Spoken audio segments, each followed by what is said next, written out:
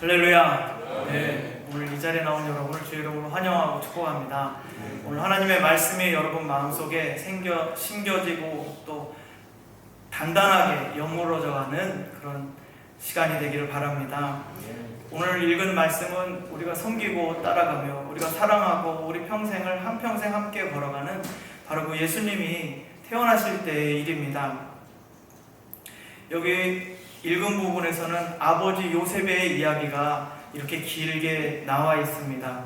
바로 그 앞부분을 보시게 되면 족보가 나오게 되는데 다윗 왕을 중심으로 앞으로 뒤로 그리고 예수 그리스도까지의 족보가 나옵니다. 성경에는 마태복음은 이렇게 아버지 요셉의 족보를 통해서 아버지 쪽을 이야기했다면 누가복음에서는 어머니 쪽의 족보를 들어서 어머니 마리아의 이야기가 펼쳐져 있습니다. 남자와 여자가 밸런스를 맞춰서 잘 기록되어 있음을 한번 보시기 바랍니다. 그런데 여기에서 남자로서는 약간 감당하기 어려운 일, 누가복음에서는 마리아의 찬가가 나오면서 하나님의 놀라우신 일을 막 찬양했다면 이 마태복음에서는 요셉에게 있어서는 정말 큰 일이 닥친 거였습니다. 생각해 보십시오. 지금 정혼을 하고 약혼을 해놓고 이제 결혼 날짜를 잡고서 기다리는 중이었었습니다. 옛날에 약혼했다는 것은 이제 딱 결혼하기로 한 다음에 서로 각자 흩어져서 자기 집에서 결혼할 준비를 합니다. 이제 여성의 경우는 밥 짓고 하는 것들, 그런 것들을 다 잘 배우고요. 남자의 경우는 집을 마련합니다. 아버지 집 옆이라든지 해서 땅을 구하고 거기다 집을 만들거든요.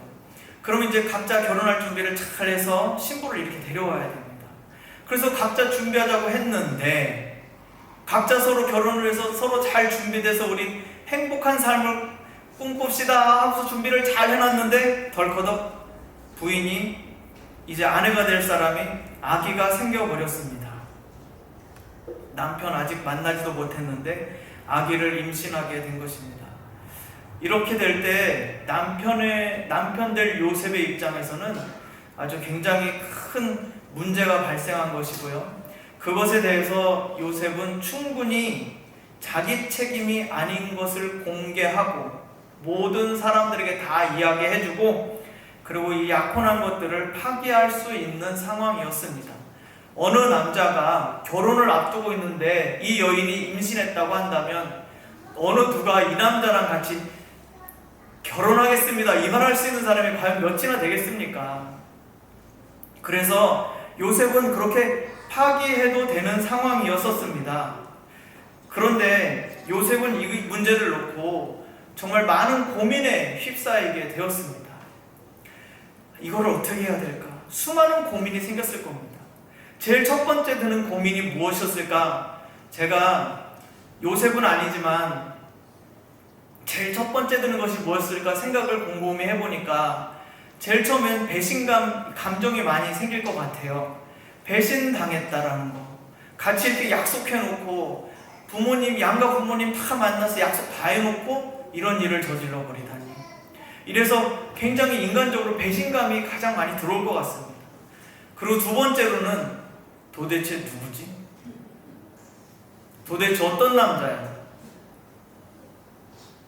하여튼 둘 중에 하나 결단을 내든가 아니면 이 마리아에게 찾아가서 도대체 왜 그 인간이 왜 나보다 더 좋으느냐고 가서 따지기라도 하고 싶지 않겠어요? 그냥 내버려 두겠습니까? 아니요, 그렇지 않습니다. 사람은 그냥 그런 거예요. 사람이라는 것 자체가. 왜 갑자기 이런 일을 했는지 나 이유라도 알고 싶소. 나 여기서 열심히 준비하고 있는데 당신이 이렇게 행동했다는 것에 대해서 나는 그냥 이유라도 한번 알려주시오. 내가 다른 어떤 것도 하지 않겠어. 이유만이라도 알려주십시오. 그렇게 구할 겁니다. 그리고 집에 돌아와서 이렇게 생각할 겁니다. 내가 꿈꿨던 나의 모든 삶이 정말 산산조각났구나. 내가 앞으로 이렇게 꾸었던 그런 모든 꿈들이 결혼하여서 가정을 이루고 또 그 자녀들을 기르면서 꾸었던 그 모든 행복에 대한 그 꿈들이 산산조각 박살나버렸구나. 아마 이렇게 지금 고민하고 있을 겁니다. 요셉은요 얼마나 머리 아팠겠습니까? 그런데 이 19절에 보게 되니까 이 요셉은 그를 드러내지 않고 가만히 끊고자 했다고 기록되어 있습니다. 19절 한번 읽어보겠습니다. 시작. 그의 남편 요셉은 의로운 사람이라 그를 드러내지 아니하고 가만히 끊고자 하여, 이렇게 나와 있습니다. 드러내지 아니하고 라는 말은 굉장히 점잖은 표현처럼 우리말로는 들리지만 원어로 보게 되면 드러내지 않기를 강력하게 원했다 이런 거예요. 그냥 이것을 드러내지 않겠습니다 하고 강렬하게 그것을 간절히 원했던 거예요. 나는 이걸 드러내지 않겠습니다. 이것을 드러내지 많은 사람들에게 말하지 않고 그냥 조용히 덮어두겠습니다. 이렇게 표현하고 있습니다. 그래서 이 요셉은요, 그것을 쫓아가서 따지지 않고 후벼파지 않았습니다. 이것이 문제가 되었을 때 그런 사람들이 있습니다. 문제가 딱 생기면 파요. 파가지고 이거를 곰게 만들어 계속 들이파가지고 그 낱낱들 다 이렇게 벌려놓고 그 다음에 그것을 만천하에 공개해버려요. 만약에 요셉이 이렇게 했다면 마리아의 삶은 어떻게 되었을까요? 마리아의 삶은 다시 시집을 갈 수 있을까요? 그 가족들은 얼굴을 들고 다닐 수 있을까요? 그렇게 될 수 없을 겁니다. 요셉의 마음은 어떻게 생각했었냐면 이 마리아를 내가 지켜줘야 되겠다. 이 마리아를 내가 보호해 주어야 하겠다라고 생각했습니다. 사람들에게 알려지면 수치를 당하게 될 것이고 온갖 부끄러움을 당하게 될 것이고 그 마리아의 삶도 모두 다 깨어지고 파괴될 것인데 여기서 그냥 멈추게 할 수 없고 그래서 이 사실을 공개하지 않고 그는 가만히 끊고자 했습니다. 끊는다라는 것은 마리아를 보호해주지만 그를 품을 수는 없었기 때문에 그것이 잘못된 것이고 죄였던 것이기 때문에 이 죄를 내가 품에 안지는 않겠다라고 조용히 끊고자 했습니다. 어떤 일이 사건이 벌어졌을 때 우리는 어떤 방식으로 그 사건들을 대하고 있는지 한번 돌아봤으면 좋겠습니다. 하나님을 신뢰하는 사람으로서 하나님을 의지하는 사람으로서 상대방이 허물이 있고 상대방이 어떠한 잘못을 저질렀을 때 나는 과연 어떻게 행동하고 있는가? 나는 과연 정말 들어가서 후벼 파고 그것을 다 끄집어내서 모든 사람들에게 다 공개하고 다니는 사람인가? 아니면 그 허물들을 덮어주면서 조용히 죄와 단절시키고 끊어내는 사람인가? 여러분, 오늘 여기 요셉은 나이가 그렇게 많은 사람이 아닙니다. 마리아가 결혼할 때였으니까 옛날에 13세면은 어른이라고 했었고요. 15세면 거의 다 결혼을 완료했었습니다. 그리고 18살이 되면 노처녀가 되었습니다. 지금은 노처녀의 기준이 몇 살이지요? 노처녀의 기준이 미안하지만 없어졌습니다. 50대에도 결혼하는 분을 저는 만났습니다. 히터를 잠깐 좀 꺼주시면 감사하겠습니다. 그래서 이제는 성경은 그래서 이렇게 평가합니다. 이 요셉을 19절에 보시면 그는 의로운 사람이다 라고 이렇게 평가합니다.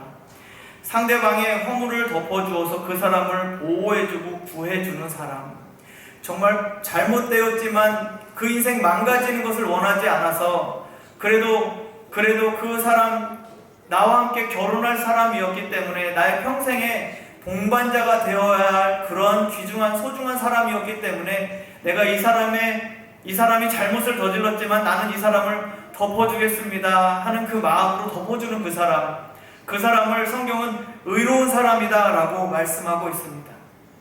우리가 이렇게 행동할 때 하나님은 우리를 그냥 버려두실까요? 우리가 그 상대방의 허물을 덮어주고 이렇게 된다면 우리는 손해나고 그럼 내 깨어진 삶은 어떻게 되는 것일까요? 그 여인과 함께 아름다운 앞날을 꿈꾸었던 요셉의 앞날은 어떻게 되는 것입니까? 그런데 하나님께서는 이 요셉을 버려두지 않으십니다. 하나님은 그를 버려두지 않으시고 그가 잠들었을 때 사자를 보내주십니다. 여기 요셉이 잠들었을 때 현몽하여라는 말 속에는 요셉이 이 일에 대해서 깊이 생각하고 고민하고 막 애를 쓸 때 그 모습, 그때 잠들었다는 것을 이야기하고 있습니다.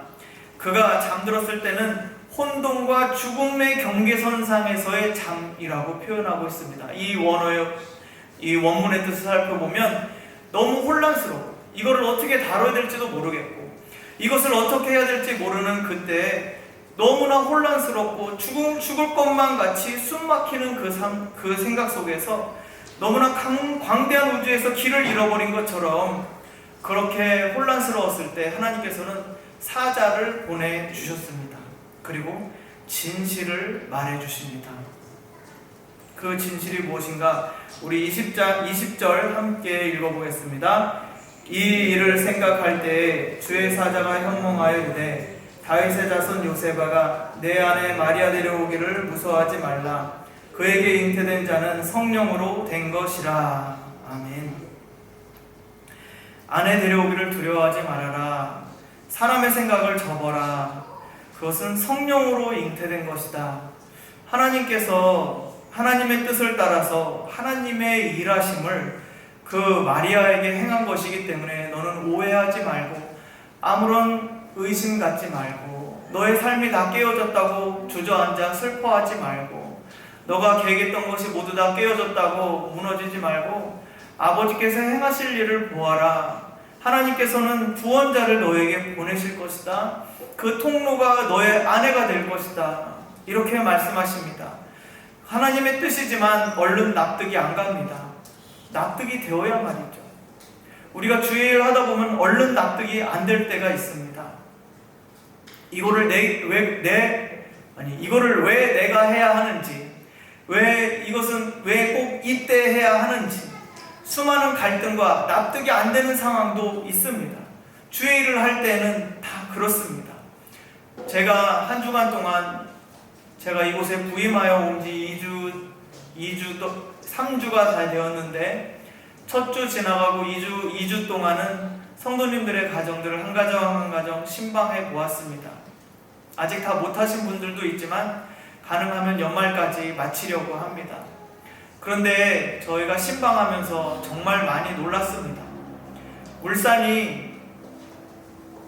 울산이 생각보다 커요. 근데 우리 성도님들은 그 큰 울산의 끝에 사신다는 거였어요.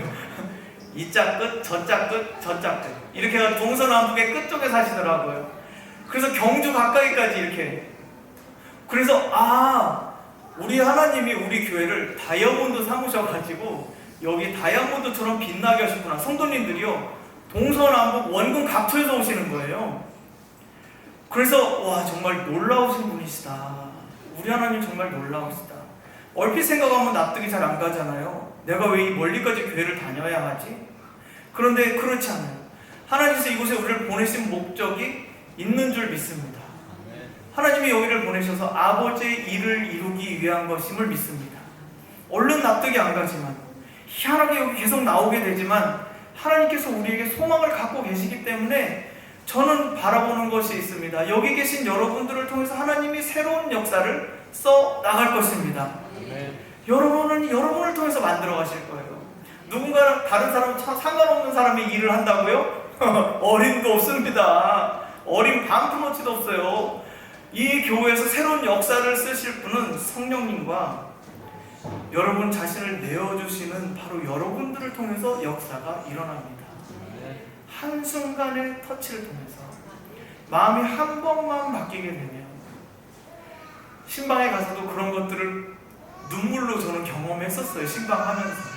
누군지는 말씀 안 드릴 거예요. 그런데 다니면서 얼마나 눈물이 많이 나는지 하나님이 만져주시고 계시다라는 거, 한 분 한 분 스토리를 들으니까 제 이야기는 아무것도 아니에요. 아무것도. 너무 창피할 만큼 아무것도 아니에요. 얼마나 그 스토리가 많으신지, 또 얼마나 한 분 한 분이 귀한지. 흥분하지 않고 예수님의 이름으로 넘어가도록 하겠습니다. 예수님의 그 천사가 나타나서 내가 너의 삶을 새롭게 할 것이다. 너의 인생 망하지 않았어. 끝난 거 아니야. 여기서 망친 게 아니야. 내가 너를 통해서 일하려고 해. 그런 주의 음성이 여기 들려오면서 그 아기가 태어날 텐데 그 아기의 이름을 예수라고 해라. 여러분, 그 예수 구약에도 있는 이름입니다. 여호수아라고 들어보셨죠? 네, 모세 다음 지도자 여호수아라고 하는데 여호와는 구원이시다라는 뜻입니다. 여호와께서 우리에게 오셔서 우리를 구원하실 것이다. 그런데 그 아기 이름에 붙은 게 기가 막힌 사연입니다. 자기 백성을 그들의 죄에서 구원할 자라고 이렇게 하고 있습니다. 자, 여기 이 말을 정리해보자면 이렇습니다. 자기 백성, 예수님이 왕이신데 그를 따라야 하는 그의 백성들이 자기 뜻대로 죄를 지었습니다. 두 번째는 자기 마음대로 죄를 저질렀는데 그 문제에서 스스로 헤어나올 수 없어요. 그래서 세 번째는 누군가 찾아와서 꺼내줘야 돼요. 그리고 네 번째는 책임을 가진 분이 와서 반드시 오실 거다라는 소망을 가지고 있었습니다. 자, 예를 들면 탕자의 이야기도 마찬가지지만 현대 버전으로 약간 바꿔보고 이렇게 해볼게요. 옛날에 저와 같은, 교회 안 나갈 때 저와 같은 아들이 있었습니다. 그 아들이 집 나가서 이제 부모님이랑 살기 싫어요 하고 나가서 나는 내가 혼자 회사 다니니까 이제 나 밥벌이 할 수 있으니까 나 회사 가서 살고 그 앞에서 집 얻어서 살 거예요 하고서 월세를 얻었네. 얻어가지고 사는데 얘가 겉멋이 들어가지고 여자친구 사귄다고 외제차를 엄청 큰 할부를 사버렸어요. 그러고 회사를 다녔는데 세상에 회사가 어렵게 됐냐. 그래가지고 그 회사 홀랑 망해버렸어요. 그 아들은 이제 빚은 잔뜩 지고 월세도 못 내고 밥을 못 먹어서, 제 이야기 아니에요. 그냥 꾸며낸 이야기예요. 라면 먹으면서 겨우겨우 막 살아가는 거예요. 그럼 그 아버지가 어떻게 할까요? 버려두겠습니까? 아니요. 찾아와서 아버지가 책임져 줍니다. 이게 성경의 이야기예요. 이 망가진 아들은 자기 삶을 일으킬 수가 없어요. 이미 빚 잔뜩 져놔가지고 그 빚 못 감당해요. 그걸 어떻게 다 갚습니까? 월급도 없는데. 자기가 자기 마음껏 저질러 놨지만 수습하는 것은 아버지가 수습하신다 이것입니다. 자기 백성을 자기들의 죄에서 건져내신다. 이거는 하나님이 주인이시고 하나님이 왕이시라는 그 뜻은 책임진다는 거예요. 잘못된 삶을 찾아와가지고 그 집집마다 찾아가셔가지고 그 어려운 사정 다 들어주시고 집집마다 찾아가셔서 그 어려움에서 건져내주시고 그 일을 하시겠다고 지금 말씀하고 계시는 것입니다. 그래서 그분의 오심에 대해서 여기 저자는 이렇게 말씀하고 있습니다. 우리 23절 같이 한번 읽어보도록 하겠습니다. 보라, 처녀가 잉태하여 아들을 낳을 것이요 그의 이름은 임마누엘이라 하리라. 못 찾으셨어요? 다시 한번 읽어보겠습니다. 보라, 처녀가 잉태하여 아들을 낳을 것이요 그의 이름은 임마누엘이라 하리라. 아멘. 여기 처녀라는 말은 순수한 처녀, 결혼할 사람이 없는 처녀가 아니라 임신 가능한 상태의 여인을 말합니다. 그래서 여기 이사야 선지자가 700년 전에 이미 말씀하셨던 거, 그분이 찾아오실 것이다. 그의 백성을 자기 죄에서 건져낼 것이다. 그리고 그의 이름은 임마누엘이다. 우리와 함께 계시다라는 뜻입니다. 우리에게 찾아오셔서 우리와 함께 거하시는 그 하나님, 임마누엘의 하나님이 바로 저와 여러분의 하나님 되시는 줄을 믿습니다. 하나님이 찾아오시는 것은 우리를 건지시기 위해 오시는 것입니다. 하나님이 우리에게 찾아오시는 것은 우리의 등 뒤에서 힘없이 어깨가 축 처졌을 때 아들 힘내, 우리 딸 힘내 하고서 어깨를 이렇게 올려줘. 제가 옛날에 사역을 하다가 잠깐 사역을 내려놓고 이번 말고요, 더 옛날에 쉬는 타임이 한 5개월 정도 있었습니다. 그때 제가 이모네 집에 놀러 갔었는데 어깨가 이렇게 쭉 처져가지고 코가 이만큼 빠져가지고 너무 나는 참 못할 것 같아요 그랬어요. 되게 어렵다고. 그러니까 저희 이모가 하셨던 말씀이 살다 보면 다 그런 일 겪어. 그럴 때 어깨 쭉 펴고 얼굴 들어. 괜찮아. 아무 일 아니야. 라고 한 번 들려줬는데요. 한 번 들었는데 그 말 한마디가 저의 어깨를 이렇게 펴게 해줬었습니다. 아무것도 아니잖아요? 근데 그게 그렇게 힘이 되더라고요.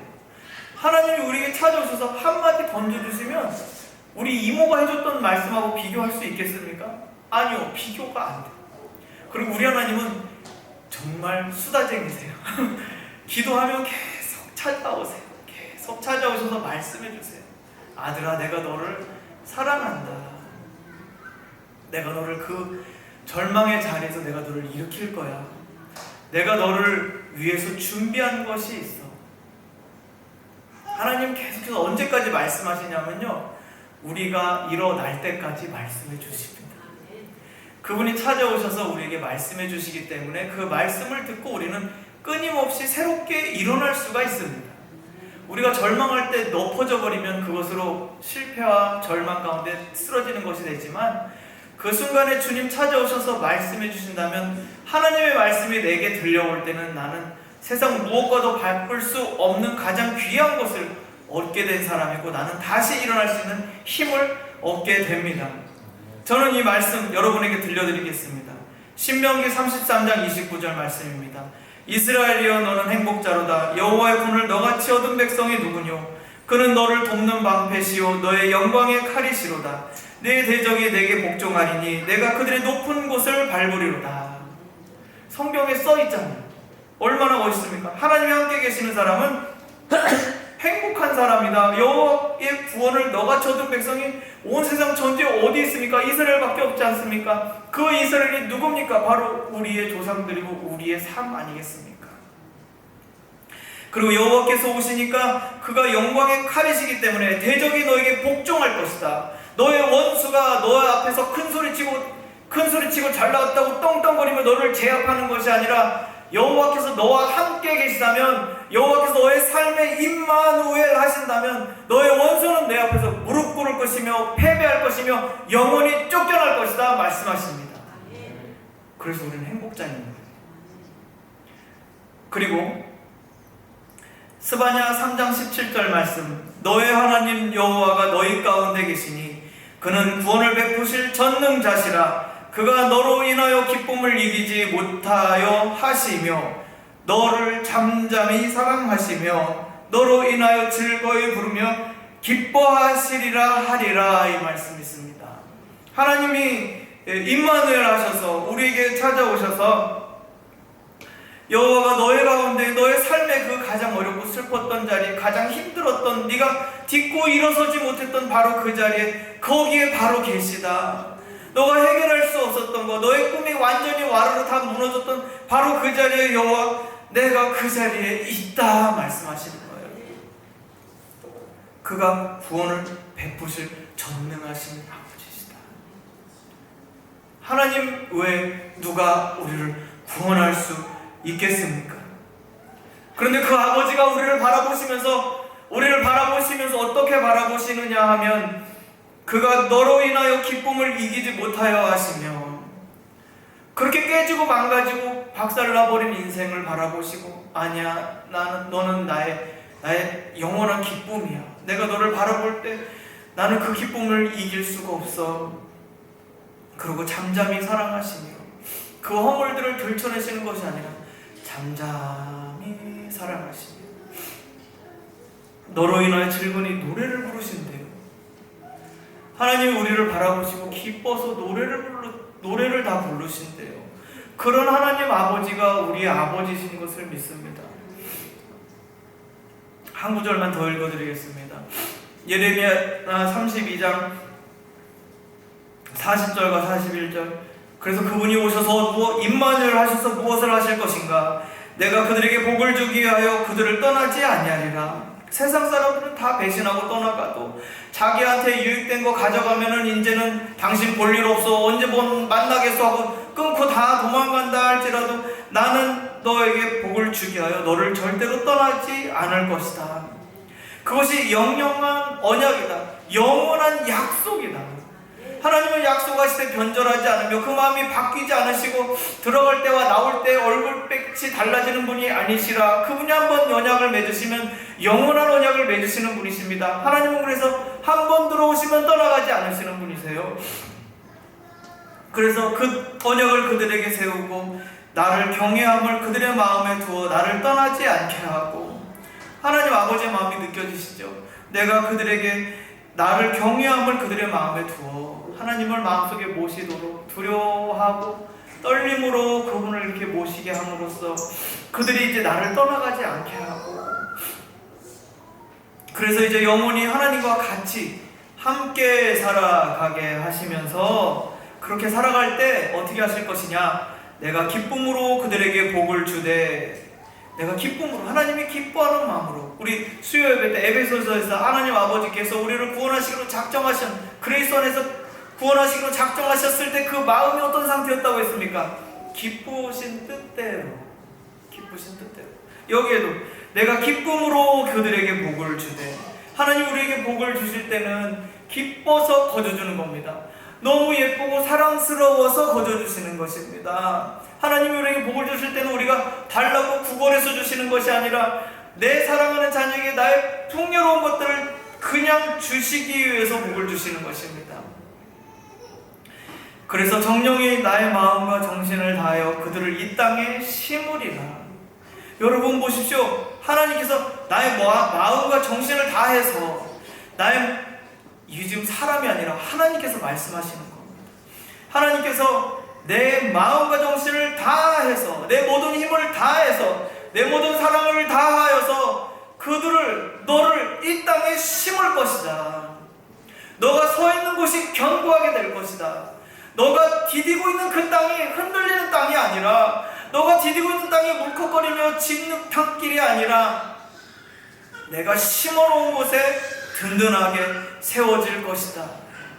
그 일을 나는 내 마음을 다해서, 내 뜻을 다해서, 내 온 힘을 다해서 너를 그곳에 심어놓을 것이다. 그곳이 너의 축복의 땅이 될 것이고, 내가 안식을 누리는 땅이 될 것이고, 내가 나를 다시는 떠나지 않는 그 땅이 될 것이다 말씀하여 주십니다. 하나님이 우리와 함께 계시다. 하나님이 우리와 함께 계십니다. 임마누엘의 하나님은 바로 이러한 하나님이십니다. 우리 이제 24절을 같이 함께 읽어보도록 하겠습니다. 요셉이 잠에서 깨어 일어나 주의 사자의 분부대로 행하여 그의 아내를 데려왔으나, 25절, 아들을 낳기까지 동침하지 아니하더니 다음에 이름을 예수라 하니라. 아멘. 요셉은 이제 아까 잠들기 전에는 수많은 범민과 군의 가운데서 그는 잠들었었습니다. 잠을 자는 건지, 이게 지금 내가 잠에 취한 건지, 아니면 내가 깨어있는데 정신이 이렇게 된 건지 할 만큼 그렇게 혼돈과 혼란 속에서 그는 잠들었었습니다. 그러나 그 가운데 하나님께서 사자를 보내셔서 말씀해 주셨을 때, 여호와의 말씀이 그에게 닿았을 때 그는 잠에서 깨어나게 되었습니다. 자기 삶의 방향을 분명히 찾게 되었습니다. 자기에게 벌어진 일이 어떤 일인지 알게 되었습니다. 그리고 그는 그것을 겸손히 받아들이기로 작정합니다. 깨어 일어나서 그가 첫 번째 행동은 말씀대로 아내를 데려왔습니다. 주님께 순종했습니다. 아무 말 하지 않고 그 아내를 데려왔습니다. 그리고 그와 동침하지 않았습니다. 그의 순종은 단 한 번의 순종이 아닙니다. 데려오는 한 번의 순종이 아니라 그 첫 아이를 낳을 때까지 하나님께 날마다 순종했습니다. 순종은 일회성이 아니라 지속적인 것이고 계속되는 하나님께 대한 경외를 표현하는 일입니다. 그 순종을 통해서 하나님을 경외하는 것들을 보여줄 수 있습니다. 내가 불순종하잖아요? 그럼 하나님을 경외하지 않는 것이 돼요. 그 뜻을 내 마음대로 바꾸는 자가 되고 내 뜻대로 밀고 가는 자가 되어버립니다. 하나님을 하나도 두려워하지 않는 사람, 그 사람 앞길에 무엇이 기다리고 있겠습니까? 너무나 슬픈 일밖에 보이지 않겠죠. 그런데 하나님께 순종하는 사람은 지금은 어려워요. 지금은 납득할 수가 없어요. 지금은 내가 납득이 돼야 하지. 우리 젊은 사람들 납득이 돼야 하는데 납득이 안 되는데 어떡합니까? 그러나 그 아버지의 음성을 듣고 한 걸음 순종했습니다. 오늘 순종했고 또 그 다음날 또 순종하고 또 순종했을 때 하나님이 그의 영광을 보게 하셨습니다. 그리고 그 태어났을 때 아기에게 이름을 붙여 주었습니다. 그 이름을 말씀하여 주신 대로 예수라고 이름을 붙여 주었습니다. 그럼 이제 이 아버지로서 이 아들을 볼 때 어떻게 보겠습니까? 아들이지만 하나님께서 보내신 분으로 생각하게 되었을 겁니다. 이 갓난아기지만 아주 작은 것이지만 이 아기를 통해서 하나님은 여호와께서는 이스라엘과 모든 백성들을 구원하실 것이라는 믿음으로 계속해서 바라보고 그 이름을 불렀습니다.